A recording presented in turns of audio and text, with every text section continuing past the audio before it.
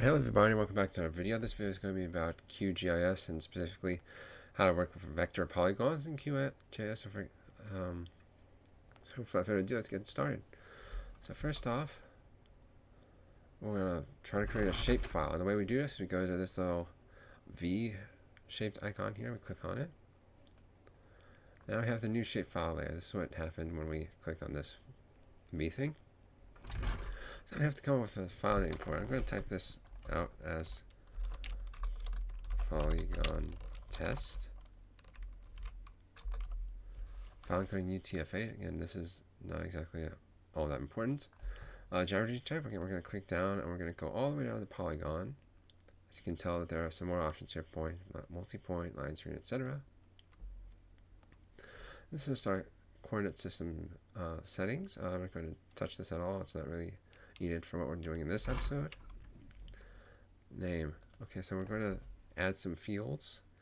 So we're going to call this name.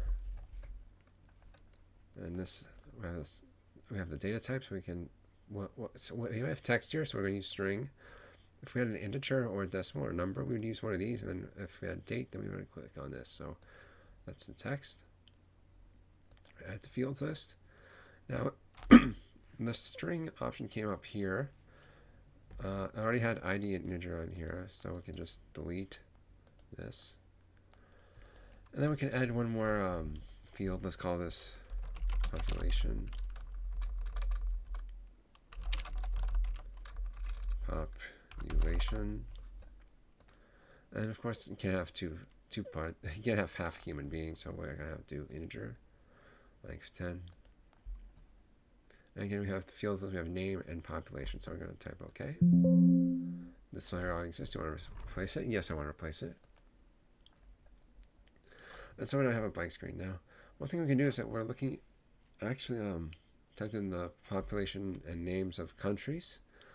So what we want to do is we want to go to something like OpenStreetMaps or Google Earth. I'll use OpenStreetMaps in a second, but basically the way you do this is, if you want to find OpenStreetMaps, is you go to Plugins. You click on Manage and Install Plugins. Okay, we can search for OpenStreetMaps. I have a bunch of OSM stuff here. What you want to do is you want to go to Quick Map Services and then reinstall plugin. Well, I have already installed, so it says reinstall. If you don't have it, it'll show up as just install. So we're going to close that. We go over to Web. Quick Map Services. We have some massive stuff here, but it's not needed. And OSM standard. So we click this. And if we zoom out, it looks like we zoomed out of the Gulf of Guinea. So let's just go pick a place like, I don't know, Europe. And maybe we can draw some outlines of some countries. So let's try it. So what we're doing is clicking Polygon Test. Now, of course, even though the layer is selected, we have to figure out how to draw somehow. We don't want to move it around right now. So we're going to go back here. We're going to go back to toggle editing. And then we have the add polygon feature button. Now once we clicked on it, we have basically several ways we can digitize. We can digitize with segments, for example, here. Actually, no, this is digitized with a star. Wait. It's digitized with segment. And we just use lines, create our polygon. If you want to delete it, just right click and click cancel. Then we have digitize with curve here. And then you can just sort of draw a curve-ish sort of thing. It's missing a semicircle.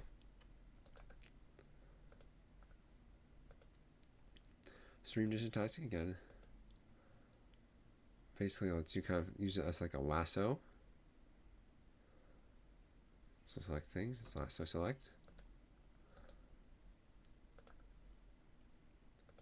And finally we have digitized shape. So it's basically just click a point, then from outward it will expand as a circle. We don't want that. So let's go back. We're going to choose digitize with segment. Now I'm going to do a very rough digitization. So we're going to go back to up here. We're going to type in, hit this corner, this corner, this corner, this corner, this corner, and this corner, maybe this corner, this corner, and this corner. Okay, looks good. So this name is obviously around France, so we're going to type in France. And in our population, we have population null. Well, it's not null, right? Really, it's 65 million. 65 million. We got a shape like that. Now, if you want to move the map without leaving editing mode, you can just click this little hand icon right here, and it'll move it around. So let's try our second country. We're going to use. Oops. So yeah, go back again. We just go back to add polygon. We have Denmark.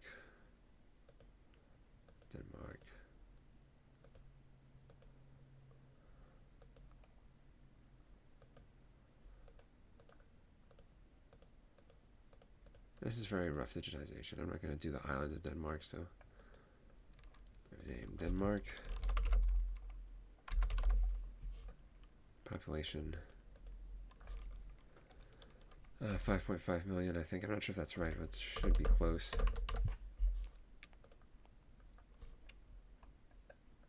Okay, that's that. I'm going to do Poland. So Poland will be something like this.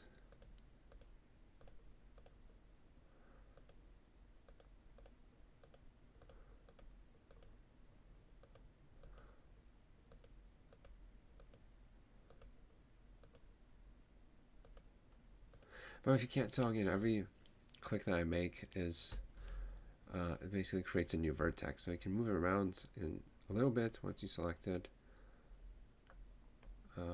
That's another feature of QGIS I'll get into in a second. Okay, the name is null. So basically what we want to do is we want to type in Poland. And Poland has about 40 million people, so we're going to type in 40. 2, 3, 1, 2, 3.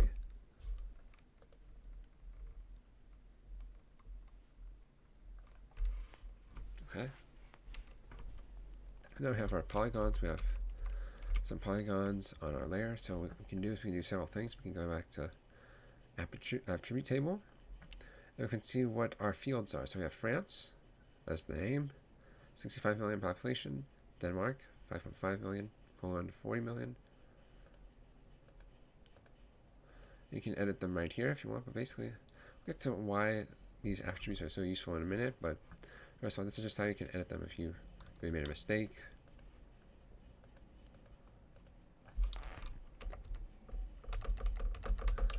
I just put in the type. So I just typed in the same number just because I didn't want to delete it. So next up, end off, we're going to go to properties. Sorry.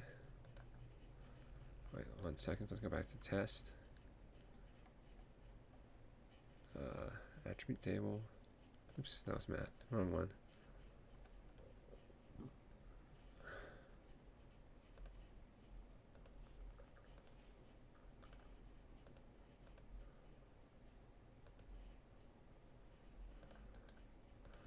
Trying to figure out how to deselect. Let's see. So I got that problem fixed. Basically just had to go to attributes, attribute table, and we just did inverse selection. So we just clicked on something else. Polygon test. Let's go back to properties. And we chose the fill from earlier, which was a simple fill. Now we can go down here and choose basically any sort of color on our color wheel here. We go back to green, blue, change the depth. So let's apply. Opacity. So I should mention first of all, single symbol. This is basically what it sounds like it's using a single kind of representation. For example, in this case, it's just dealing with polygons. So with this particular single symbol, you can click the opacity, reduce it down to about half. As I can see that these shapes are now just partially transparent. So I'm going to bring it back and see back behind. They're there. Units, millimeters, you can use basically whatever you want. Points, pixels, meters at scale, map units, inches, it'll show up in various places. project styles. Now, I don't necessarily have to use any of these, but I'll just show you what happens if you do use one of these. So, select gradient, and click apply. Create some sort of interesting little gradient feature or gradient kind of image. Of course, I don't want this right now, so what I'm going to do is to get rid of it, I'm going to delete it. Go back to simple fill. We're going to do fill color. Let's go for black or maybe red. No brush. We want to change that to solid. And our stroke color, apply. And now change it back to what we wanted to. We wanted it back. Well, that's not exactly what we had in the first place, but this is what we had, I think, earlier. Again, we have, let's see, we have the join style, we have a level millimeter around, it's not important. Offset, again, still not important. Let's see what happens if we type in 30 millimeters. And of course, just shift everything off to the right side. So that's not what we want. We want everything to be on point. So let's go back to fill. Opacity, so layer rendering. Again, this is going to be the same for whether regardless of what we're using, for example, single zone, categorized, graduated, rule-based. Basically, so opacity, again, it just works for the whole layer. So for example, earlier we had everything that was on the whole layer that was selected, but this will select everything on the layer. So again, it'll reduce its opacity to about 55%. As you can see in the background. Now apply 100%. So again, we went to layer rendering. Blending mode, again, I'll just change the view that it looks like on the map. So click brighten. It almost disappeared. You can still see some of it under France, but because it got really light and it was a particular color, that's basically what happened to most of what happened with Poland, Denmark, and France. So I'm going to try another blending mode. Let's try screen. Again, it just gets a lot brighter. You can see it's very opaque. So yeah, those are some effects you can use. Now, there's not much else under a single symbol. I think layer broadcasting is pretty much exactly identical to everything like categorized and graduated. So let's try and apply this. Return to our original shapes. Now we can go to several places. We can go to categorized and graduated. Rule-based, that's sort of a more advanced tool. Merge features, inverted polygons, and 2.5D. But right now we're just going to concern ourselves with categorized. And let's see. So we're categorizing things based on value. So for example, we want to try to go for population. Basically, I should mention categorized will basically change the color, or I guess display, of a particular element in a layer or field with particular color. So we can do our symbol is red, or value is population. Now, value means we're going to use population to determine, for example, like what color we want each shape to be based on population or some other things. And then choose any color here. We can just go to, well, I can leave it red right now.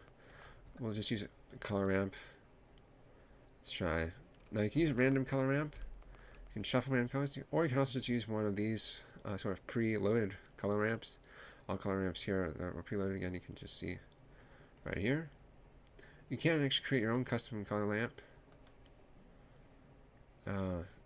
Somewhere, let's see, create new color ramp. I'm not going to do that. Yeah, let's just go with greens or blues for now. Now again, we have our color ramp. Will go from one value that's really white to one value that's really blue. And to do this, we need to classify. So we need to classify this. And then we have a certain value that says, okay, between at 55 million on the value and legend, it will be this color. At 40 million, it will be this color. At 65 million, it will be this color. Going the wrong way, but and for this color, it will be all other elements. So I'm going to click OK, apply. And you can see that now we have our shapes of different color. We have France, which is the biggest at 65 million. They're the darkest blue, followed by Poland at 40 million, and Denmark at 5 million. So that's how you classify things. You can actually change the data if you want. For example, if you wanted a value to be instead, say 60,000, if we had country of 60,000 people, maybe like Italy or something. You could change it there. And you can also do the same thing for Poland, well, the one that's associated with Poland. So maybe 35 million. And we can click apply. Now again, it showed these colors black because basically just showed all the different values. Or it just showed like, because France and Poland got their values changed. So it's looking for what was exactly, for example, 60,000 or 40 million. So we're going to change this again. 65, 1, 2, 3, 1, 2, 3. And then 40, 1, 2, 3, 1, 2, 3. Oops. 1, 2, 3, 1, 2, 3. Again, browse this. So let's go back to properties. Categorized. Yeah, so basically if you have some certain values you want to put in, you'll put them in categorized. Click classify again. Let's see.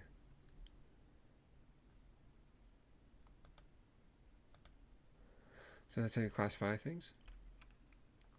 Basically like for example what color it's going to be at particular color.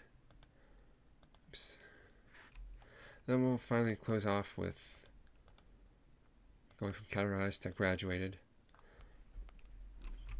Now our value is going to be again population. Our symbol hasn't changed. Our color ramp has also not changed. We have something called legend format. It's basically just how much the legend will alter based on like what values you put in. So we're going to put in position 5.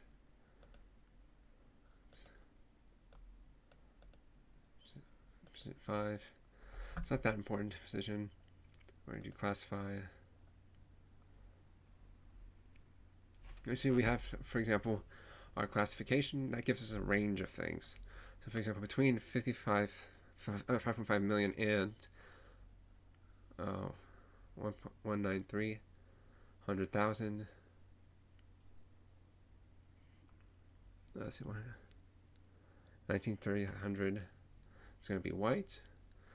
This particular, let's see, 19.3 million to 3.33 million or something. It's going to be this color blue, and so forth. You can of course change the values. For example, you can change the lower value if you want a little bit. 5,499. Just change it by 1. Upper value will also basically do the same thing. Of course, I'm not going to do that because I don't really need it right now. Then click apply. You can see basically the same sort of graphs, but same sort of shapes, but basically slightly different colors based on what we asked for the graduated layer properties to do. And the final thing we want to do with properties is labels. That's basically basics for now, so we have no labels. Looking for single base labels. And then we're looking for value is name. Text example, lorem ipsum. That's what I have to click apply. And of course in Denmark we showed up, Poland that showed up, France it showed up, but it's too dark to see. So what we can do is we can go back to symbology. Try blues. Well, we could just alter some of these values if you wanted, but a little bit lazy. I don't feel like doing it, but yeah, you could. Again, for example, we just double click this, change the upper bound, or if we added, well, if France wasn't the biggest one already, we could do that. Or we could just go to labels and we could just say, okay, we're gonna have the color red, and then that'll be our. And there we can see France is on our polygon. So. Yeah, that was basically vectors using polygons, using QGIS. Hope you guys had a wonderful time. And I'll see you in the next video, wherever they may be. Take care.